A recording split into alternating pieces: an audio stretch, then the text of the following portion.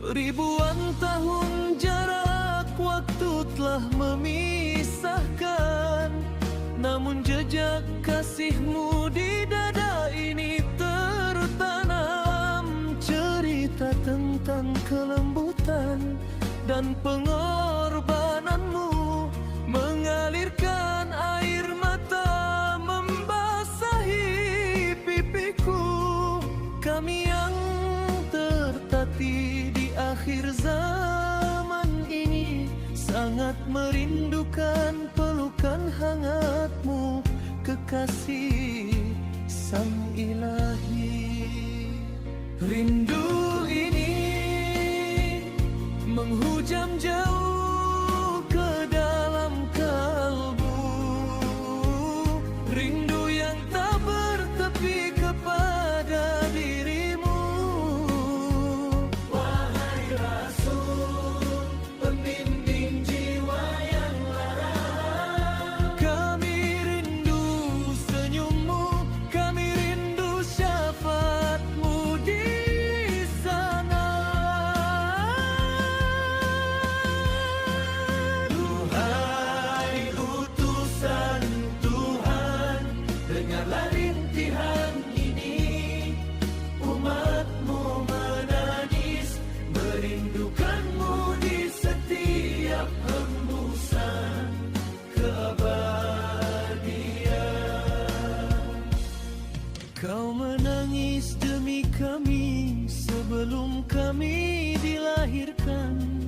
Umatku, umatku, kata yang selalu kau ucapkan. Betapa mulia hatimu, betapa agung cintamu.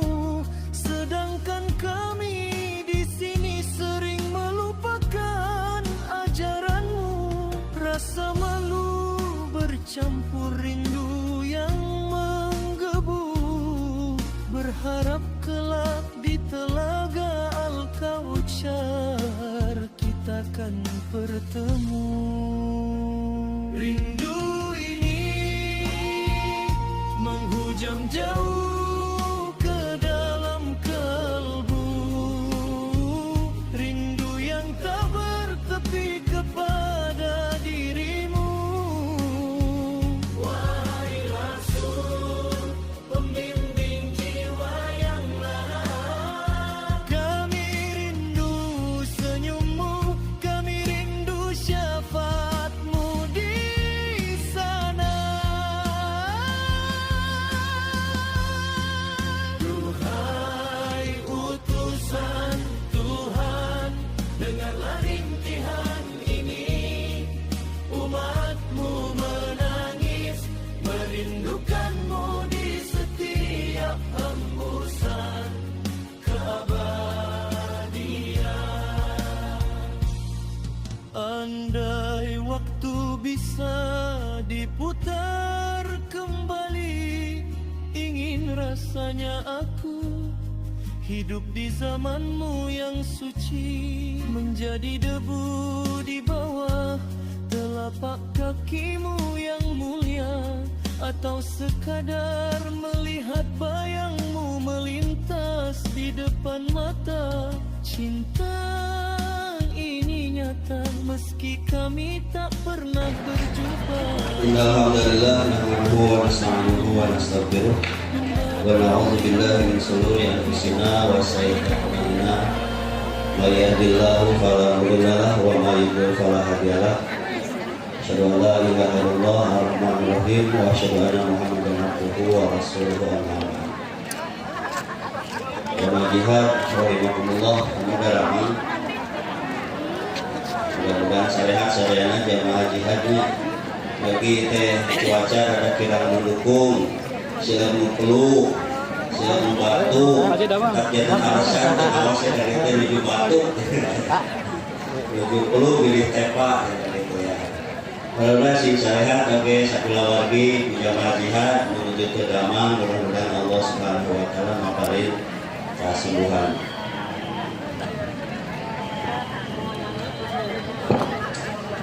Bismillah, tinggal kalwar imah Singgarato mungkin penceramah amin jantel janmi ramah kadulur janten somea disaranan rasa kanyaan kasolehan sanes ukur pokopea tapi taragibah sareng sum'a hirup kedah salaminalillah ulah seuteuh lah sanaos seueur masalah payunan tu kabunga kade amal ulah salah ulah naraos gagah sareng teu seueur teuing motah komo bari balana hirup tong janten buntah pilih salah rengkah menyebabkan hirup teu barokah ayo urang kupingkeun ceramah kupingkeun sing betah ustad bade ngawitan tausiah tapi tong hilap kade sedekah ngenceleng 100.000 rupiah. Sataca dosa ceramah aya pengumuman kanggo jamaah update pemberangkatan umroh kanggo jamaah anu bari ka Makkah.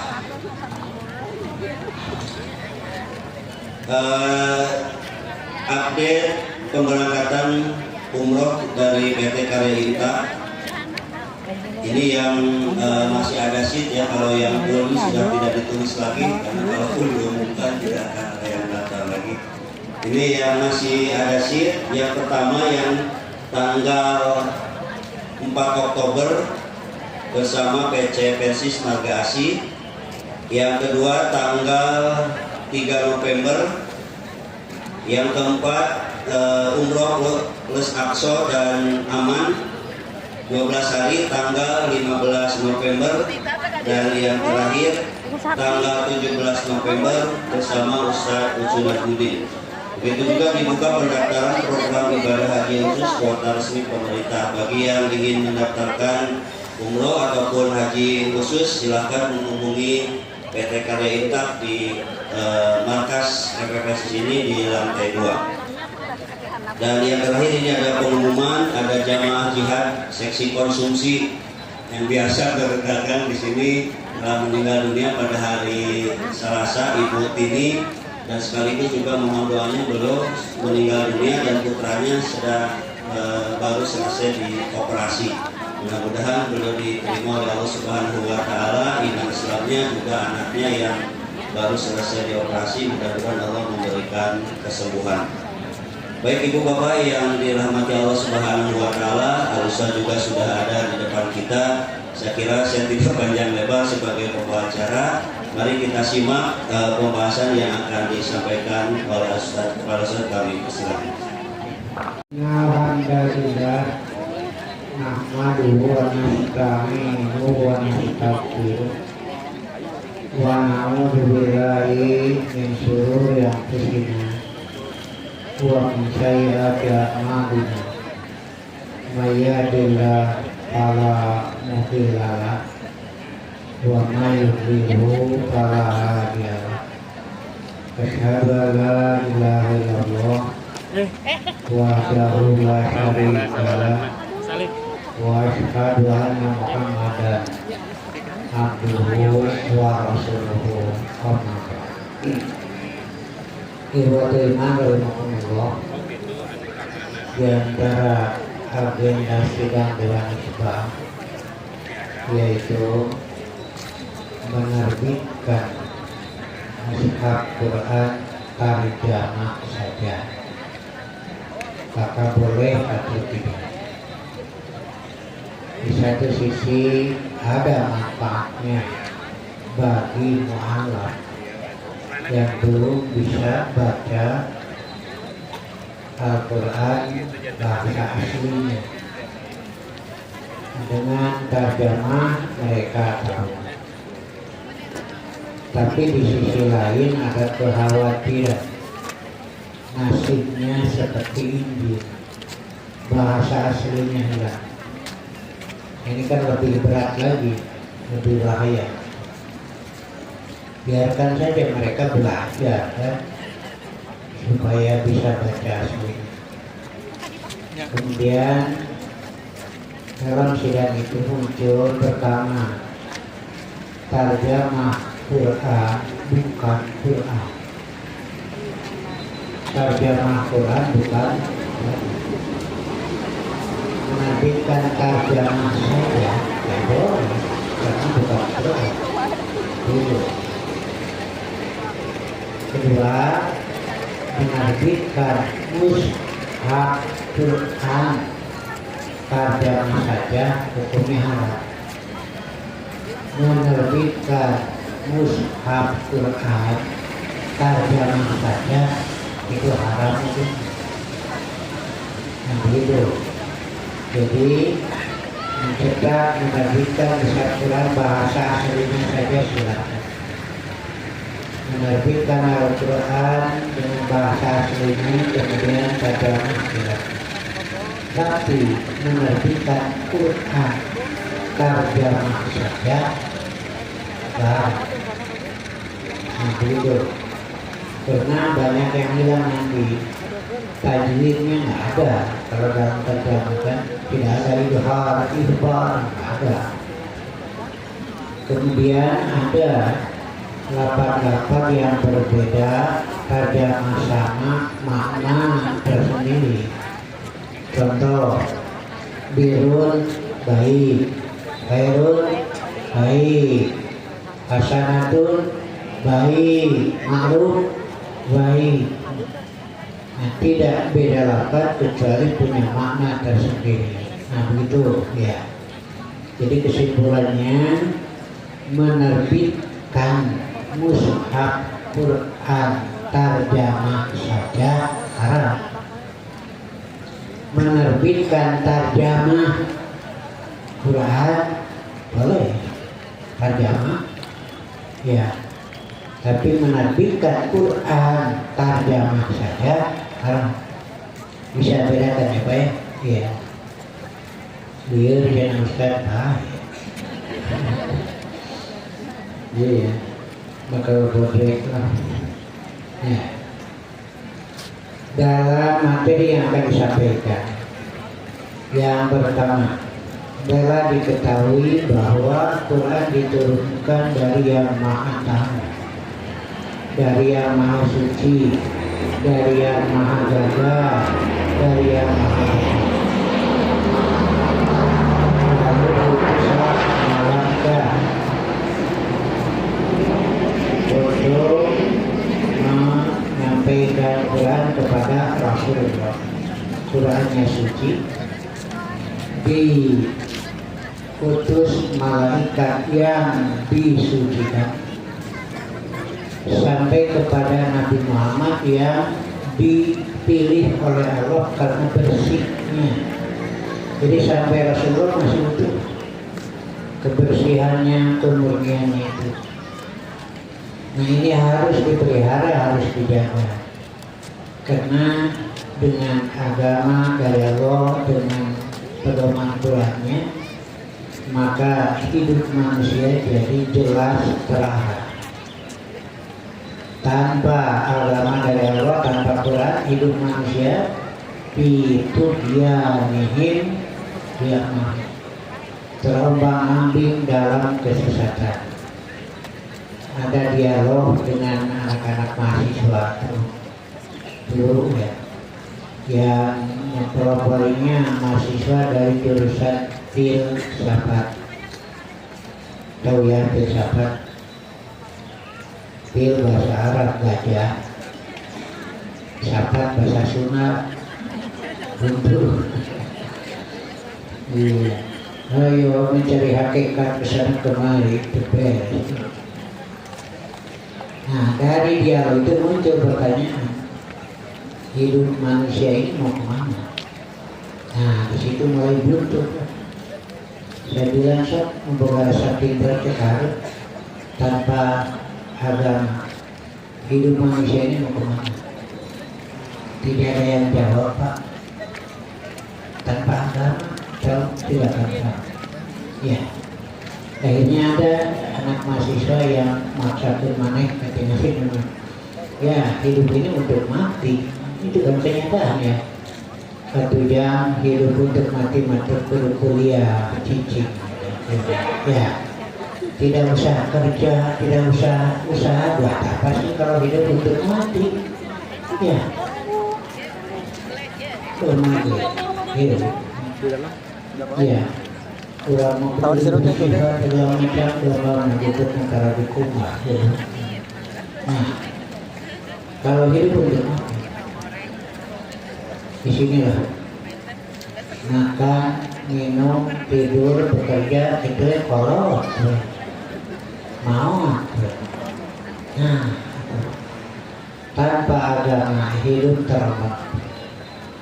Maka agama memberi jawaban bahwa hidup ini untuk hidup, bukan hidup untuk mati, tapi hidup untuk hidup dengan kehidupan abadi. Dalilnya Al-Baqarah ayat 28. Kaifa takfuruna billahi wa antum amwatan fa yakum summa yumitukum summa yuhyikum summa berakhir hidup tuh.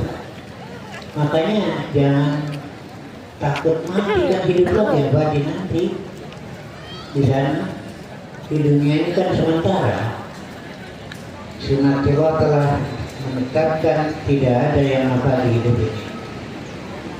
Yang punya rumah mewah ditinggalkan, yang punya saung ditinggalkan, yang punya uang banyak ditinggalkan, yang punya uang sedikit ditinggalkan, membawa hutang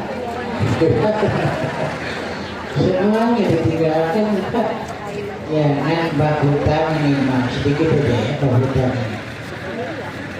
Kalau saya punya hutang, saya berusaha untuk membayar, ternyata saya mati belum terbayar oleh Allah, itu dilunaskan ini, karena saya sudah usaha untuk membayar. Yang punya utang tapi niatnya tidak akan membayar, lalu ia mati di akhirat diberi tugas. Jadi kebaikan dia dipakai bayar karena hutang. Kue keadaan dari hutang ya kan ini. Nah, kesalahan yang menghutang kan diambil diberikan pada dia.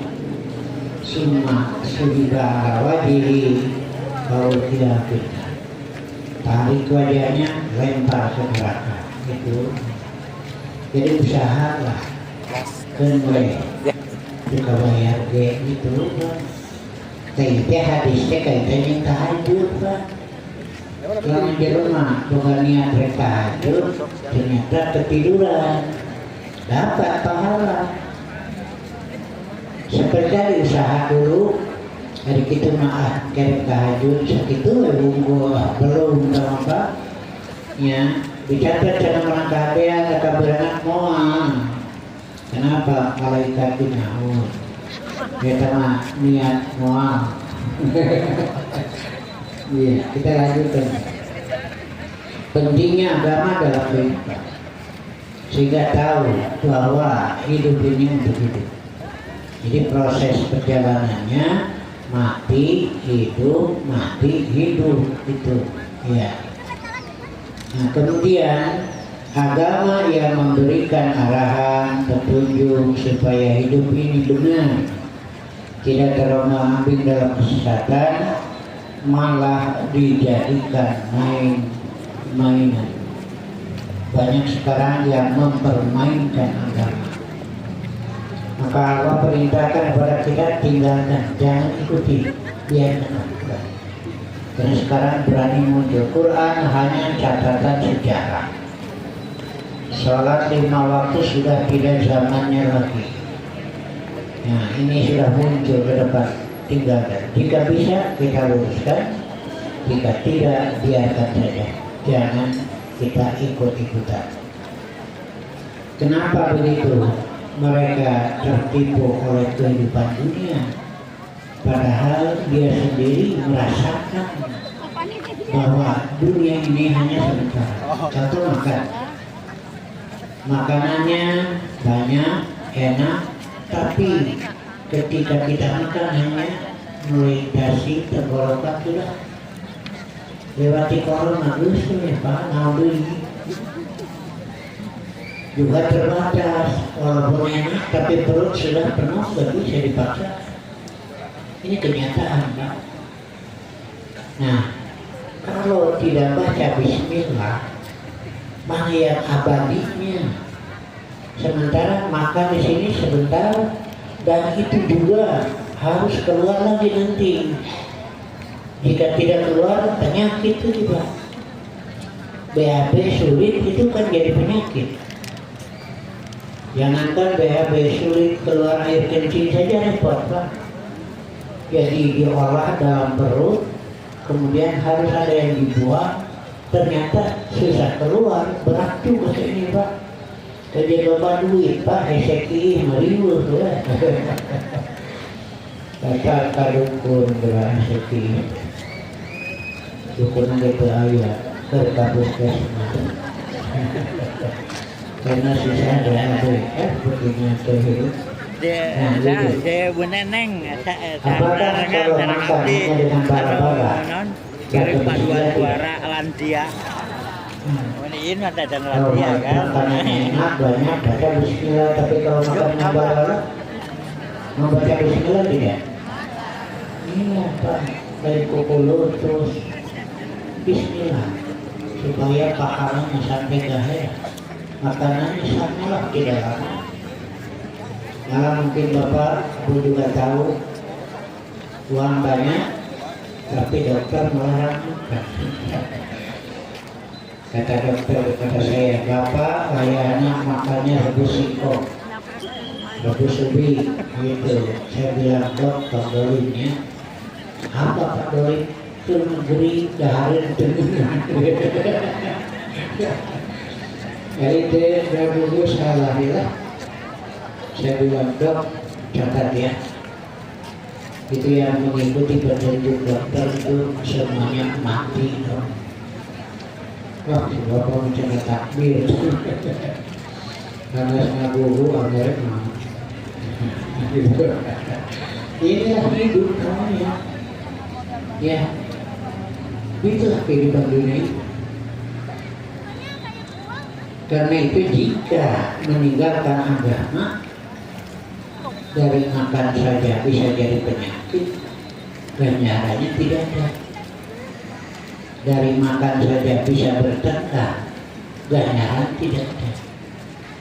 Karena itu walaupun makanannya sederhana, tapi jangan lupa bismillahnya, supaya ada pahalanya agama. Tanpa agama ya udah terulang-ulang hidup, tertipu oleh kehidupan dunia, sampai saling bunuh, saling menghantam satu sama lain, ternyata ditinggalkan semuanya. Nah begitu ya. Ingatlah mereka bahwa dengan cara seperti itu sama dengan menjerumuskan ke dalam kebinasaan. Ya sekarang lah kita rasakan begitu. Ayah dahar ngeunah karena makan anu jadi tengah di sawah di sawah pan imah tengah aja menangnya ratusan juta betul. Makan meja makan kursi makan tapi dahar ngeunah di sawah itu kena di rumah gede. Itulah hidup kehidupan itu ya. Sampai saya sering ngomong sama ibu-ibu, kalau dari Banyaran saja ke ITC ke Kelapa Sawah ya sampai 10.000 ya lebih teknal ngadon kan karedon. Tapi yang mahal itu bukan karedonnya, tetapi rasa senangnya itu. Rasa senangnya itu yang mahal, dan di rumah juga bisa ya. Nah itulah gambaran cari kesenangan. Tapi jangan sampai terbang-ambing ya. Sering saya lihat itu maka di sawah, saya cuma senyum saja kenal, ya boleh menjamakan di ini. Tapi itulah saya tidak melarang, tidak silakan. Kemudian orang-orang kafir sengaja menghinakan agama, menghinakan Al-Quran, karena ada yang menemani mereka. Wa qayatna lahum corona, ada korin, corona itu artinya menyertai. Korin itu yang menyertai. Jika dilahirkan anak Adam, maka lahir pula yang akan menyertainya. Ya, dari bangsa jin itu yang selalu berbisik, menipu manusia dengan tipuan yang halus, sehingga manusia memandang baik yang buruk, memandang buruk yang baik. Kalau sudah kena tazyin dari syaitan, ya, kedua. Yang ketiga, orang-orang kafir berkata, jangan kamu dengarkan Quran, buatlah hiruk pikuk. Nah, Al-Quran itu sengaja direkayasa dengan makna-makna yang dipalingkan agar mereka bisa menang jika umat Islam mengikuti mereka. Nah, begitu Allah sudah kabarkan. Kemudian juga pengaduan Rasul kepada Allah. Wa qala Rasul ya Rabbi inna qaumi ta'udu hadzal Qur'ana mahjura. Ya Tuhanku, sesungguhnya kaumku menjadikan Quran sesuatu yang tidak diacuhkan, dibiarkan begitu saja. Demikianlah kami jadikan bagi setiap nabi musuh. Nah, begini Pak, membaca Quran, saya pernah sampaikan, itu kan ada beberapa macam orang. Banyak tuh. Pertama, ada yang baca Quran hanya sekedar memelihara hurufnya. Aqamu hurufahu, tajwidnya harus baik, tafsirnya, tapi meninggalkan isinya. Memelihara hurufnya, memelihara tajwidnya, tafsirnya ya bagus, tapi jangan meninggalkan syariatnya yang ada dalam Quran. Ini kelompok ke-1. Karena suaranya bagus, biayanya besar juga dikeluarkan, tapi mengamalkan isi Quran ternyata masih banyak dihalangi karena masih merasa pahit. Jadi kalau mendengar lagunya manis, tapi kalau mendengarkan isi syariatnya masih banyak merasa pahit, termasuk para pemimpin merasa pahit. Ini syariat Islam itu kejam. Kenapa mesti potong tangan? Kenyataannya sekarang hancur-hancuran. Koruptor itu kan banyak tikus-tikus yang berbintang, yang merepotkan itu.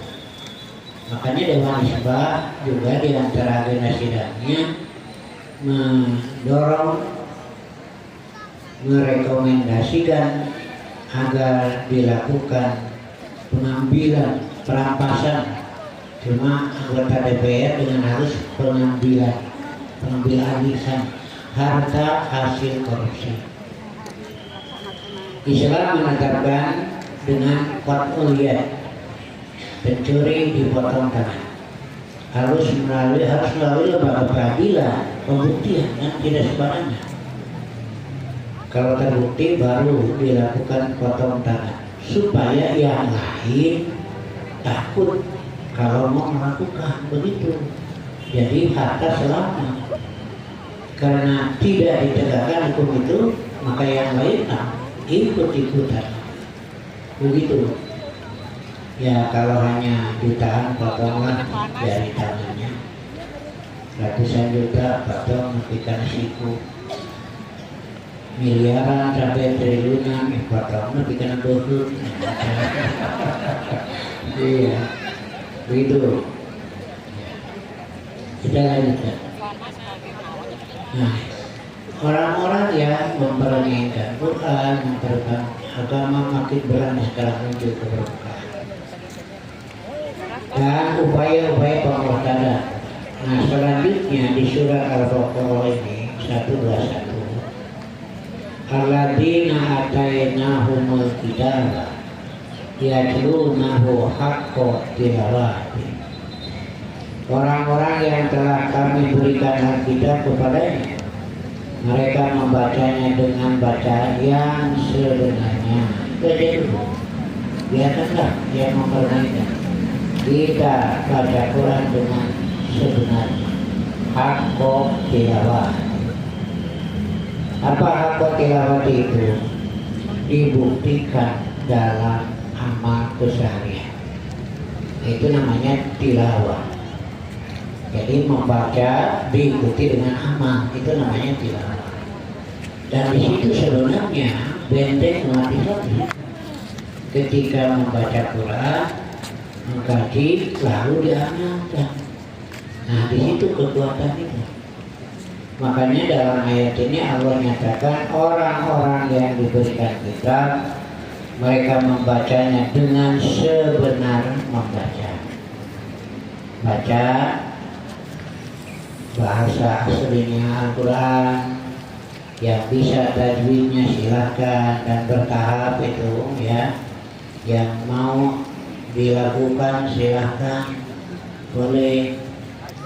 Tapi Al-Quran sendiri sudah mengandung lagu.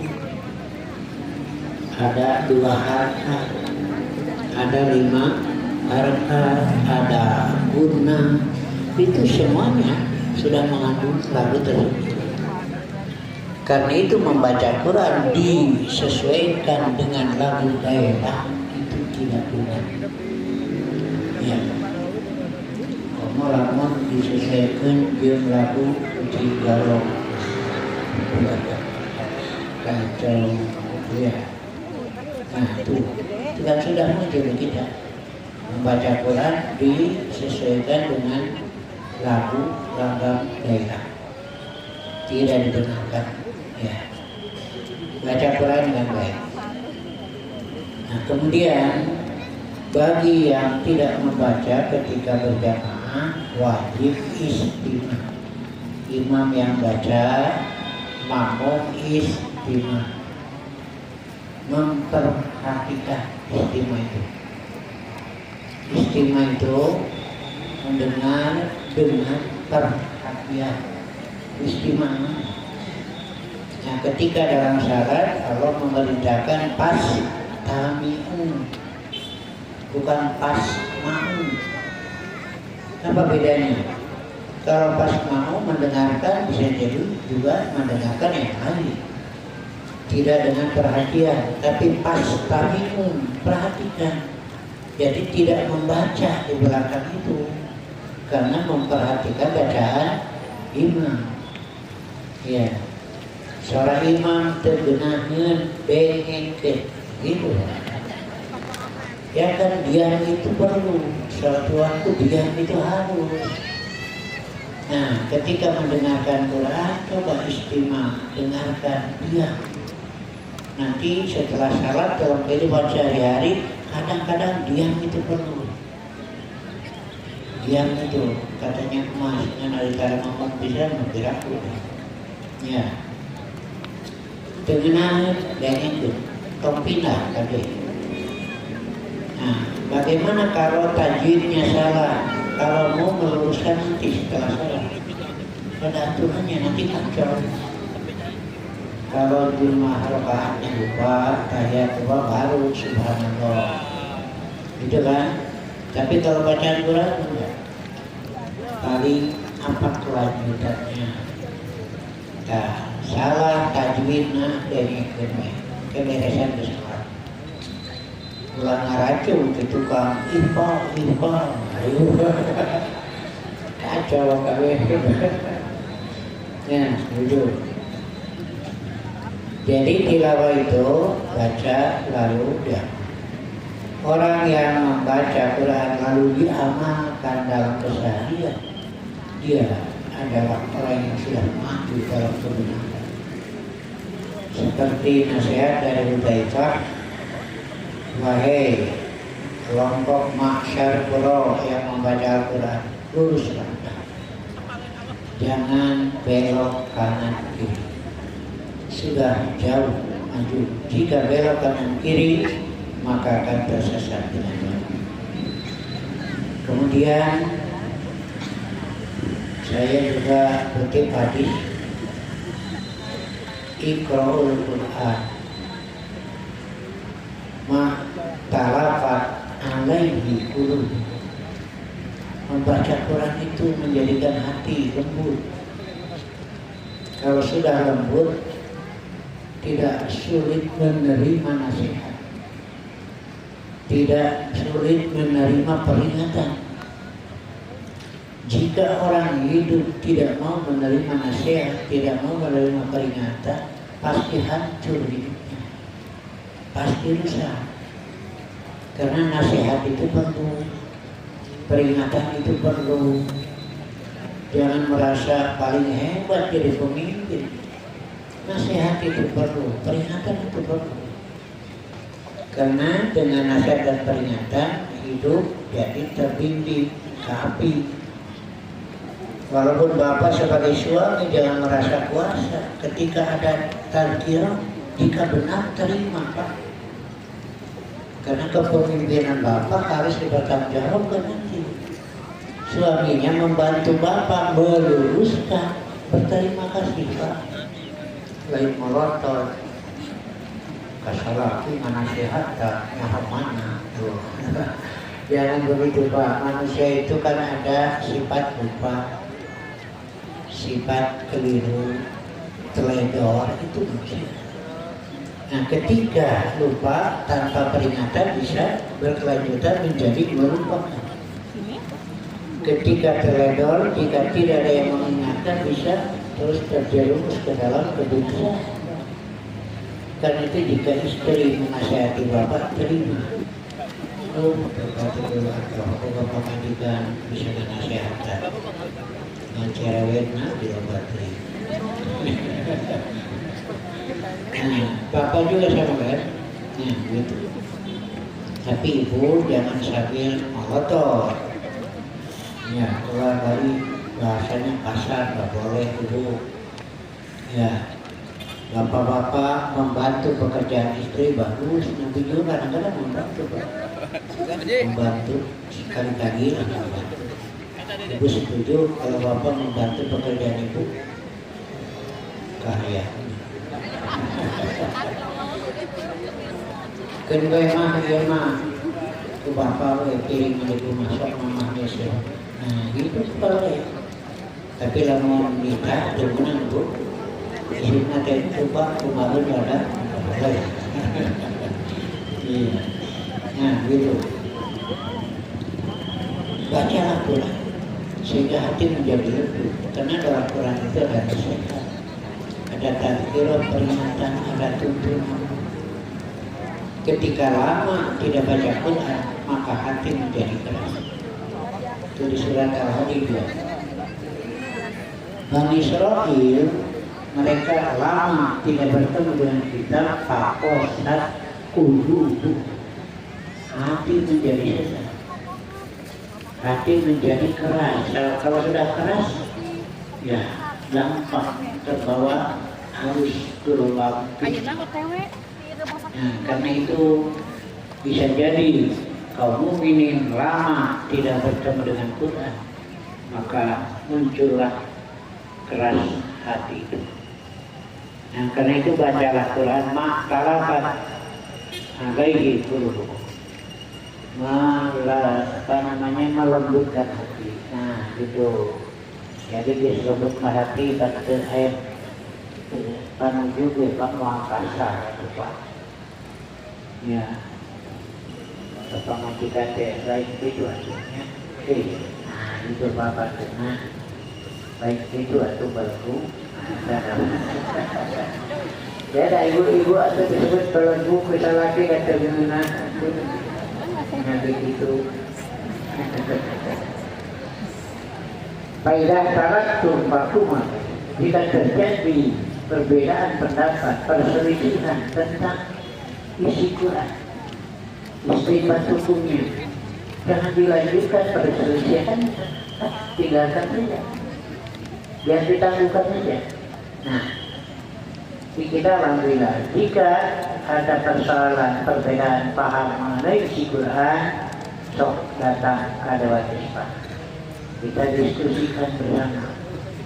Dan siapa saja yang beristimbat hukum tina Quran jeung Sunnah beda jeung putusan di Dewan Islah tong wara disosialisasikeun ka umat jadi bingung biar nanti selesaikan dulu nanti solusi baca Quran sehingga hati menjadi lembut ketika terjadi ada tanazu perbedaan pendapat tentang isinya itu di batang rame kalah jadi pasea berhenti udah biar tangguhkan saja kalau memang diperlukan putusan. Nah begitu yang dikhawatirkan nanti munculnya 3 golongan yang baca Quran. Waya perlu Quran salah satu yang baca Quran itu ada 3 golongan. Mu'minun, munafiqun, wa fajirun. Orang mukmin baca Quran iman kepada Allah. Jadi orang mukmin baca Quran iman kepada isinya. Malah Quran dijadikan imam. Itu kan kalau ditanya man imam apa jawabnya Al-Quran. Imam di depan di belakang. Iya, imam di depan. Kalau di belakang mang imam jadi makmum. Kalau imam di depan. Makanya sebelum melangkah, sebelum bertindak, ini imamnya Quran. Apakah benar menurut Quran? Apakah salah? Apakah baik atau tidak? Ini jadi imam. Gitu kan? Malah saya baca di kitab Majmu'atut Tauhid ini. Bagi setiap muslim harus punya jawaban dari 3 pertanyaan. Sekarang kali itu bukan nanti bulan. Kalau ditanya man buka, nah itu kan harus ada jawaban. Bukan nanti sekarang. Jawabannya Allah, itu kan? Apa benar jawabannya Allah, tapi masih menganggap ada Tuhan lain? Apakah benar menganggap Allah sebagai Tuhan, tapi masih saja mengikuti syariat aturan lain? Panjang itu masalahnya. Bukan sekedar makhluk buka Rabbuna Allah, Rabbiyahu itu. Pantas tidak yang mengaku Allah sebagai Tuhan, sholat itu. Nah, itu kan. Infak itu, engkau ngaku Rabbuna Allah. Satu, coba. Kedua, kita-kitanya siapa nabimu? Muhammad. Pantas tidak kalau wujudnya beda dengan Nabi Muhammad. Pantas pengakuan itu jika syarat beda dengan Nabi Muhammad. Jika syariatnya mengikuti syariat, nah itu Pak wajibnya bisa jawab pertanyaan tadi itu begitu. Bukan nanti di kuburan. Siapa imam kamu Al-Quran? Pantas tidak mengaku Quran sebagai imam, tapi Quran di belakang, hidup cuma saja. Kan mestinya di depan. Jadi tuntunan. Nah begitu Pak. Bukan nanti dibacakan, bukan diskusi, yang mujadid, nilpis, jamaah baralik, di asorangan, wakil, probeskan buku, baca itu sorangan. Nah, orang yang beriman membaca Quran, iman kepada isi dengan tidak ada keraguan sama sekali. Contoh saja, aqimis shalat dari dulu isyamsi ila ghasaqil lail wa Quran al-fajr inna Quran al-fajr kana mashhura. Yakin benar dari Allah, dirikanlah salat ketika matahari tergelincir di sebelah barat sampai malam pulang dan sholat subuh. zuhur, asar, maghrib, isya, subuh dipisahkan. Dan sholat. Makanya ada ulama yang mengatakan sholat yang 5 waktu itu adalah 4 tambah 1, bukan 3 tambah 2. 3 tambah 2 5 kan? 4 tambah 1 5. Sholat yang 5 itu bukan 3 tambah 2, tapi 4 tambah 1. Zuhur, asar, maghrib, isya. Yang subuh dipisahkan. Wa Qur'an al-Fatihah. Kalau diurai 2, 2, 1. Zuhur dan asar boleh dijamak, maghrib dan isya. Subuh tetap saja tapi isya. Maka jamak subuh yang lohor ada. Ya boleh, itu terpisah. Ya. Itu benar, pasti lah kita laksanakan. Beriman pada itu. Kemudian dalam Quran memberitakan zakat dia sudah tidak terima, karena zakat ini tidak berat, bukan untuk Allah, tapi untuk kita. Zakat itu, ya, kalau kita tidak mampu zakat, ya tidak berdosa kan? Ada zakat tidak? Oh, penghasilannya sehari paling 40.000. Dari modal 100.000 kan zakatnya 2.500. Penghasilannya 40, jangankan untuk zakat, untuk makan tidak cukup. Zakatnya wajib, tapi tidak berdosa karena tidak mampu. Ya tidak berat itu, wajib, tidak menjadi sunnah, tapi tidak berdosa bagi yang tidak mampu. Bagi yang jualan seperti itu ya malah menerima jadi mustahil. Begitu Pak Haji bilang sama saya, usahanya gede Pak, macam-macam, mobilnya 4 dan juga baru beli sawah baru. Beliau bilang, Pak Ustaz,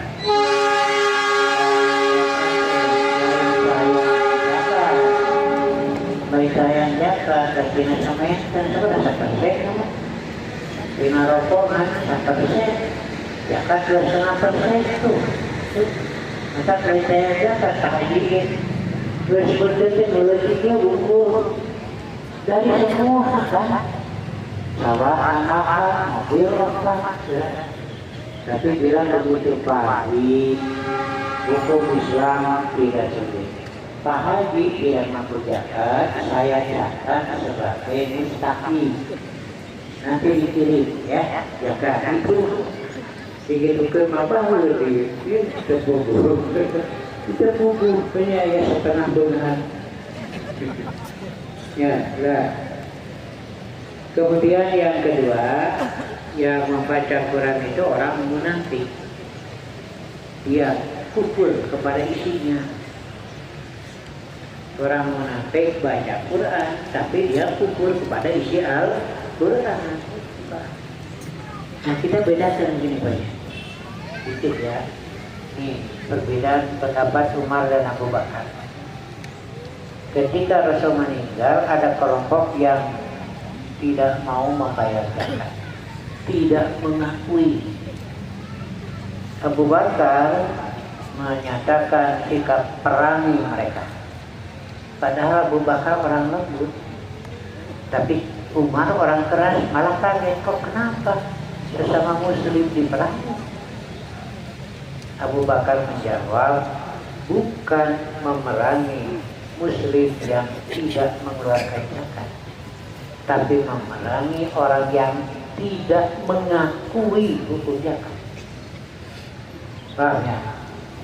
Orang tidak sholat berdosa, tapi tidak mengakui hukum sholat itu kufur.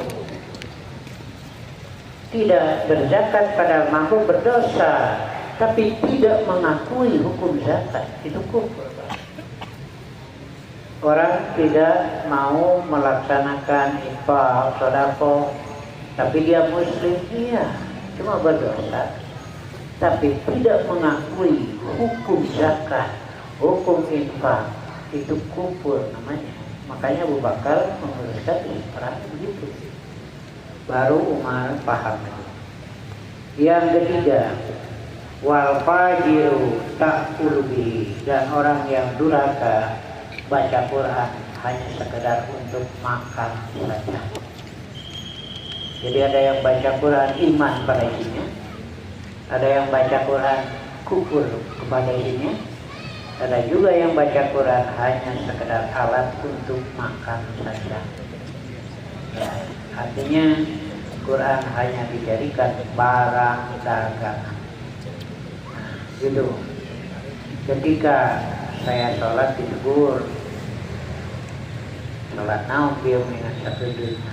Padahal saya tak sabar, tak kosong. Ya. Kalau saya bilang, ya bapak biar sholat naum menilailah. Ya. Karena bukan lama dan sebentar, tetapi benar tidak. Kedua, ada yang cari khotib atau penceramah, minta nuka sohor, ternyata katanya minta 60 juta. Cari lagi, ada yang 30 juta. Terakhir bilang alhamdulillah menang murah di Bandung. Nah itu ya, jadi THT jadi iya gitu. Alhamdulillah menang murah di Bandung, begitu. Menyampaikan jariah, nah jadi gitu. Ya, jadi bukan benar tapi berapa. Akhirnya dari tuntunan jadi tontonan saja. Ini yang dikhawatirkan itu, munculnya orang-orang yang baca Quran hanya sekedar untuk makan saja. Kenapa mesti menjual ayat-ayat Allah? Orang kafir juga makan atau Pak, tidak sekedar makan lah, ya, tidak sekedar makan tuh. Cuma dia jual ayat-ayat Allah nih, kali itu. Sudah dia lali itu ribet, terinya tuh ampun. Itulah ya. Karena itu Allah mengingatkan kita. Wal akhiratu khairun. Akhirat lebih baik dan abadi. Ini kuncinya di situ. Akhirat lebih baik dan abadi. Karena itu jangan terlalu banyak mengeluh urusan dunia, mending beramal panggil akhirat. Terakhir, Pak, beda anak orang dengan Nabi. Kalau Nabi sholat itu jadi istirahat hati dari kesibukan itu. Udah menghadap Allah. Makanya Nabi menyuruh Bilal untuk azan dengan lafaz ya Bilal arifna bisalat. Wahai Bilal, senangkan hatiku dengan saya. Istirahatkan Pak. Karena hati itu harus diistirahatkan. Jika capek jadi mudah, omongan jadi tidak terarah. Nuka dene salah wae, nuka tinggal lihat. Kalau hati sudah capek, Pak, pamajikan nyanyi gitu. Ya, nyanyi bis kaset sekalian begitu kan. Tindakan selalu salah yang lain. Kalau hati sudah capek. Painal qulub tidak tambat angin. Karena hati jika capek buta. Kalau sudah buta itulah. Tindakan jadi kasar, yang dilihat jadi salah. Maka salah istirahat hati. Dan kesibukan dunia sudahlah menghadap Allah. Apa yang sudah kita lakukan serahkan pada Allah. Apa yang sulit mudah-mudahan Allah bisa memberi solusi. Istirahatkan. Selesai sholat, segar lagi pekerjaan berbalik-balik. Jeung can sholat, jeung pagawean jangan angus, dipaksakan balikan sholat, pasti kualitasnya jelek itu Pak. Karena beban hati. Nah itu sholat ngeplong Pak. Ya, jika yang wajib dilakukan maka akan menyenangkan hati. Saham deui itu, makanya dibagi 5. Capek, zuhur, istirahat dari kesibukan dunia, kita menghadap Allah, bekerja lagi, capek, istirahat asar, menghadap Allah itu. Jadi sholat itu jadi istirahat. Bagi hari kurang sholat nawahe jadi beban. Kayak gerangus. Jadi ke apa gawe aja nangis sholat nawahe guru sudah jadi beban. Ya terus beban menumpuk ya depresi Pak. Kayak ibu-ibu ya, jeung jam 2, jeung can sholat, jeung budak kobok, jeung kumaheun kalah ngomong, we bolak-balik atuh sholat. Dah sholat beres geura. Kalah ngomong we bolak-balik. Dasar awewe ieu. Nah, itu Pak. Ya kalau sudah dilakukan, selesai, bebas dari ikatan. Ketika kewajiban dilakukan, maka lepas dari ikatan perintah. Bebas, Pak.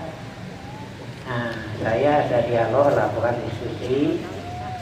Kalau saya sholat di Cianjur, jamaah takbir, duhur, 2 rakaat kan?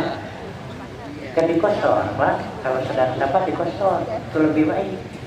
Duhur 2, asar 2, maghrib ada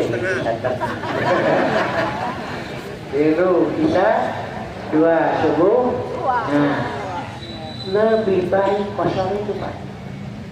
Itu sedekah dari Allah. Nah, ketika kita sholat kosor, jamaah lagi, jamaah takbir boleh. Sholat zuhur 2 rakaat, berdiri qomat, sholat asar 2 rakaat, sudah selesai Pak. Sudah keluar dari kata perintah. Datang ke rumah jam 3, waktu asar masih leluasa, tidak usah sholat lagi kan sudah. Nah, Ustaz itu berpendapat sholat lagi.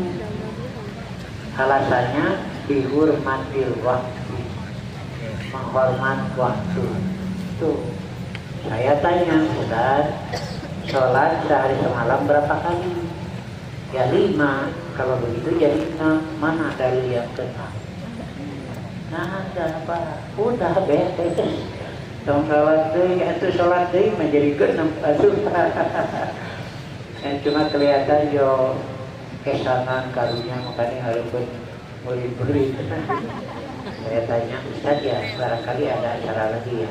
Nah, jaga Pak karunya. Yo, ya maaf saja ini. Jadi kalau sudah sholat jamaah, zuhur dan asar jamaah takbir, pulang ke rumah waktu asar masih pajak, sudah kan sudah bebas dari ikatan. Jatuh. Tapi kalau ada yang mau sholat asar sendirian, bapak menemani, sunat hukumnya. Gitu, jangan berkeyakinan wajib, sunat hukumnya menemani yang sendirian. Selesai sholat berjamaah, Nabi ada seorang sendirian, kata Nabi kepada Abu Bakar, temani dia, sunat bagimu. Itu menetapkan hukumnya. Hukumnya jadi imam, jadi makmum boleh. Bapak masuk ke masjid ini dukul, orang itu sebenarnya sedang sholat sunat rawatib, karena sudah bapak ikut berjamaah boleh. Yang imamnya sunat, bapak yang wajib boleh saja Pak. Ya kalau mau gitu ya, dalam berjamaah. Terakhir, setelah adzan jangan tergesa-gesa qomat, beri tempo yang lain yang mau ikut berjamaah. Itu termasuk ta'awun ala birri. Bisa yang kacai dulu, tapi itu lagi mati akhir Pak. Makanya boleh menetapkan setelah adzan 10 menit, boleh. Itu mah duniawi ya. Jadi kalau ada yang masih beruduk kita tunggu. Malah dalam hadisnya yang makan juga kita tunggu supaya ikut berjamaah. Tapi makannya korma dulu. Lain 2 piring. Tiga gitu malah. Sudah? Habis? Ya, ada pertanyaan tidak? Ya.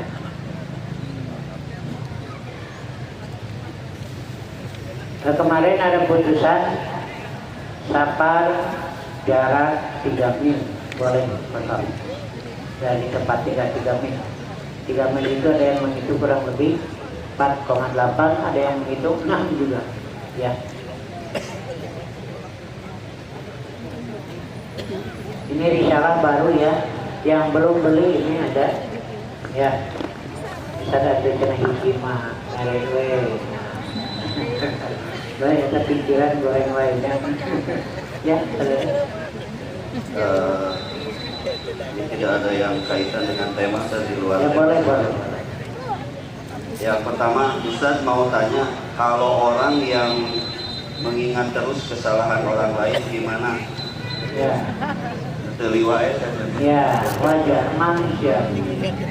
Itu manusia. Solusinya adalah lubarkan bahasanya panggil jembar mana berbesar hatilah. Yakin Allah akan memberi pahala bagi yang berbesar.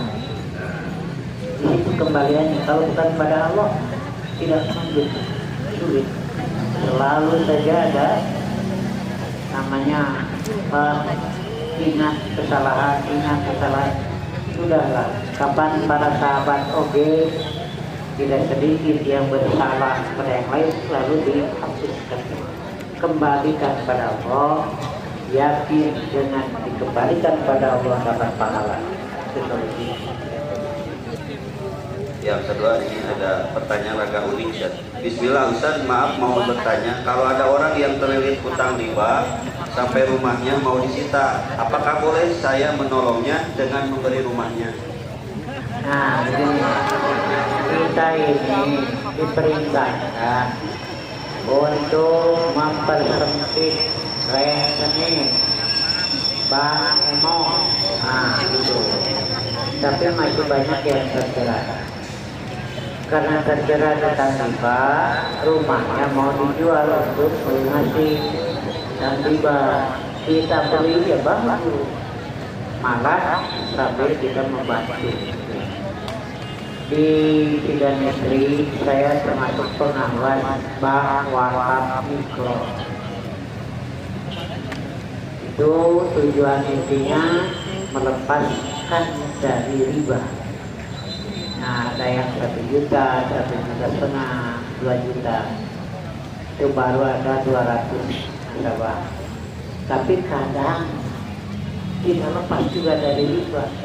Dikasih untuk modal, malah dipakai bayar. Kembalinya mau begitu dulu. Akhirnya ke modalnya nggak nyumpil. Nah, saya sudah berusaha, sudah berapa tahun ini ada bank wakaf mikro di 3 negeri itu. Ya, diantaranya saya pengawalnya usaha melepaskan dari bank nok itu. Apabila ada tamu lalu dijamu sementara pribuminya lagi sahur, boleh buka atau gimana cara? Kalau jamuan biasa bedakan dengan jamuan makan. Ya, kalau ada tamu yang jauh kita suguhi makan. Masa dibiarkan sendiri? Kita hormati dengan bersama-sama makan. Itu nilai sahurnya tetap, makan ongkos, dapat pahala dari menghormat tamu. Nah gitu Pak, buka saja kalau memang diperlukan menghormat tamu, menyuguhi makan. Masa biasa sendiri. Ini terjadi Salman dan Abu Darda. Kata Salman, temani aku makan. Kata Abu Darda, aku lagi tahu mau jangan cari baturan. Nah ini Abu Darda mengalah. Boleh, jadi sahurnya tetap dapat pahala, makan ongkos dapat pahala dari menghormati. Jadi sunat kalau bapak lagi sunat sama ibu tengah poe lapar SMS bapak sudah dengan ngajak tadi ngajak nah gitu sama dicoret tapi Modus ya modus. Dua desa Ustaz. Bagaimana Ustaz? Sekarang katanya banyak yang menghafal Quran tapi perilakunya tidak mencerminkan Quran itu sendiri. nah beginilah yang menghafal Quran bagus, tetapi kita dorong untuk mengetahui, mengerti isinya dan mendorong mengamalkannya. Jadi jangan hanya sekedar hafal tapi tidak tahu isinya, dan itu tidak akan terbukti dalam amal. Makanya kita sedikit terangkan maksudnya supaya bisa diamalkan.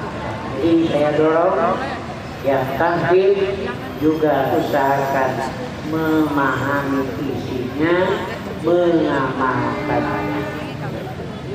Terakhir Ustaz, bagaimana hukum sebetulnya bagi makmum membaca Fatihah saat imam membaca surat lain? Ya kan, pertama menyalahi beritahu. Faidah Quran fastami'u lahu itu satu. Prakteknya Nabi lagi baca, Abu Hurairah baca Fatihah. Selesai, kata Nabi, siapa yang melawan aku dengan bacaannya? Abu Hurairah ngajak saya, kata Nabi, nanti bacaanku jangan dilawan, tapi dengar. Bacaan Fatihah, bacaan surat. Jadi kalau imam baca surat, makmum baca, perintah istimanya tidak terlaksana. Nah, jadi bacaan imam bagi makmum memperhatikan itu dilaksanakan. Gitu, memperhatikan bacaan imam, baca surat, itulah maca makmum. Merhatikan maka mengikuti. Itu ya, sudah cukup. Aku lupa ada wa astagfirullahi wa lakum. Assalamualaikum warahmatullahi wabarakatuh. Baik, terima kasih jazakallahu khairan kepada Ustaz atas tausiahnya dan pencerahannya. Insyaallah kita bertemu di ahad yang ketiga dengan pemateri Ustaz Dr. Latif Awaludin. Terima kasih. Assalamualaikum warahmatullahi wabarakatuh. Ribuan tahun jarak waktu telah memisahkan, namun jejak kasihmu di dada ini tertanam. Cerita tentang kelembutan dan pengorbananmu mengalirkan air mata membasahi pipiku. Kami yang tertatih di akhir zaman ini sangat merindukan pelukan hangatmu, kekasih Sang Ilahi. Rindu ini menghujam jauh ke dalam kalbu, rindu yang tak bertepi kepada dirimu. Wahai Rasul, pembimbing jiwa yang lara, kami rindu senyummu, kami rindu syafaatmu di sana. Duhai utusan Tuhan, dengarlah rintihan ini.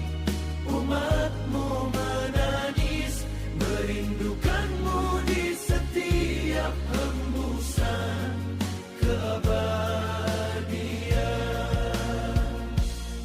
Kau menangis demi kami sebelum kami dilahirkan. Umatku, umatku, kata yang selalu kau ucapkan. Betapa mulia hatimu, betapa agung cintamu. Sedangkan kami di sini sering melupakan ajaranmu. Rasa malu bercampur rindu yang menggebu. Berharap kelak di telaga Al-Kautsar kita akan bertemu. Rindu ini menghujam jauh ke dalam kalbu. Rindu yang tak bertepi kepada dirimu. Wahai Rasul, pembimbing jiwa yang lara, kami rindu senyummu, kami rindu syafaatmu di sana. Duhai utusan Tuhan, dengarlah rintihan ini. Umatmu menangis, merindukanmu di setiap hembusan keabadian. Andai waktu bisa diputar kembali, ingin rasanya aku hidup di zamanmu yang suci, menjadi debu di bawah telapak kakimu yang mulia, atau sekadar melihat bayangmu melintas di depan mata. Cinta ini nyata meski kami tak pernah berjumpa. Cinta ini hidup membakar rindu di dalam dada.